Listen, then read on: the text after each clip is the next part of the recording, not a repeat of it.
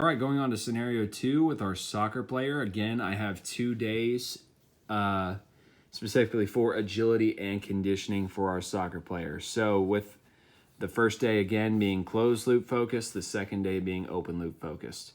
The first day, we're starting with A. It's going to be the A's are going to be focused on foot speed. So the first 2 weeks, we have ladders, then we move into more cone drills. So with the ladders, I'll be doing 3 sets of those and resting 60 seconds in between each movement they decide to do. You can see the movements inside there. That's going to be focused on foot speed and footwork. So just trying to get coordination. A lot of people say that ladders don't directly affect agility. And while, yes, that is correct, I do believe that they have their place as a tool in training to better get the mind-body connection between the brain and the feet to move efficiently and quickly, and help in future drills to get in the right positions and react properly. So for the first 2 weeks, we have ladders. The third week, we're moving into our first cone drill, which will be the square drill. So there's going to be 5 yards in between each cone. She's going to do 3 sets of that. She's going to sprint, shuffle, backpedal, and then shuffle again. And we're going to rest 90 seconds in between that. Week 4 is we're going into the T drill. And so there'll be 10 yards in between each cone. She's going to sprint up to the top of the T, shuffle left, shuffle right, touching the middle cone in between. And then what I want her to do is I want her to turn and go and sprint as fast as she can through the bottom cone. B's are going to be focused more on the lateral shuttle. Be focused more on the change of direction. So we're going to start with the zigzag drill. It's kind of a condensed cone drill where there's going to be about 3 yards in between cones, and they're going to look kind of like, so if I have one here, here, here, here, and there's going to be about 3 yards in between each one. So she's just moving fast, she's decelerating and recelerating as quick as possible. The Z drill in week 2 is just going to be an extension of that. So we've increased the yardage.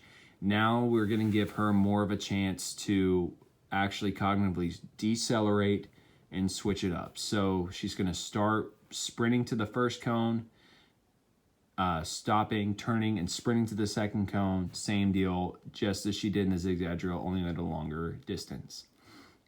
Week 3 and week 4, we're going to focus on 20-yard shuttles. So there's going to be 2 cones, 20 yards in between each other. She's going to start at the first, go to the second cone, tap it, come back, tap it. And so she's going to start in the middle, go to the first cone, come back, and sprint through the second cone. We're going to do 4 sets, total 2 sets each side, resting 2 minutes in between. Her conditioning on the first day is going to be more focused on tempo running. She's already really conditioned, as we saw in her yo-yo in her IR1 test. So now I want to just maintain the speed aspect while also just getting some anaerobic power in there. Aerobic power in there. So she's going to start with just 1,000 yards total.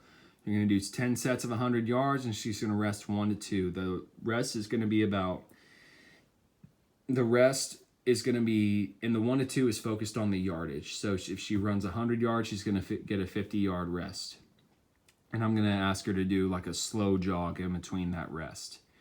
And so I should have put it down there, but the yards, these tempo runs are going to be done at about 70% starting at week 1.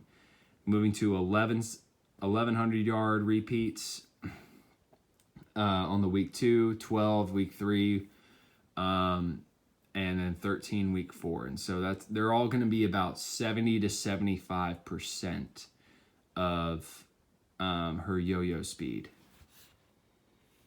Going into day 2, it's more focused on reactive, as was the first scenario. So with females, and especially with soccer, stopping and decelerating seem to be the highest be the cause of the highest incidences of ACLs.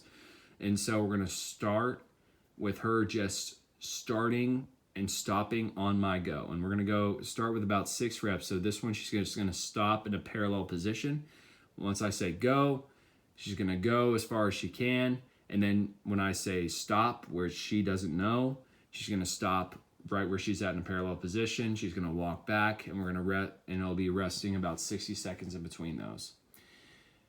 Week 2, we're going to go from a reactive start into a change of direction plus a 5-yard sprint. So she is going to, again, start on my go.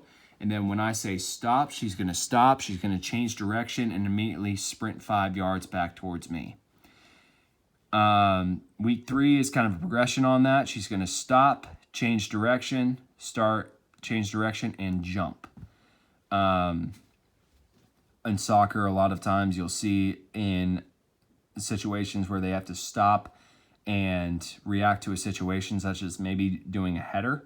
And so this will be a good way for her to kind of work that in. In week 4, we're just adding on another implement to that. So we have a start, change direction, jump, land, then recelerate another 5 yards. So that's all going to be on my go from the start to the recelerating 5 yards. B is more focused on reactive change of direction. Same thing. Actually, that's the first drill on the first week. So we're going to do 3 sets of reactive change of direction. She's going to do a 10-yard sprint towards me. Then she's either going to cut left or right and sprint 5 yards, whatever way that I point. Week 2 is going to be our mirror drill. Just like we did in scenario 1, she's going to react to a partner within the 20 yards of cones. And then on week 3, we're going to add a 20-yard sprint to that. Except we're not going to have a defense on the partner. She's just going to sprint straight on. Resting about 2 minutes in between that.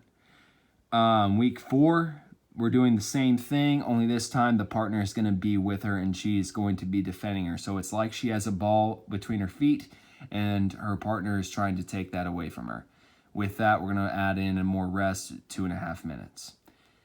The conditioning for day 2 is going to be more focused on aerobic capacity. So we're going to be doing 5 by 400 meter sprints for the first 2 weeks, and then go to 5 by 500 meter sprints. And we're going to be resting 1-to-1. So whatever she finishes on the 400, she's going to rest exactly that.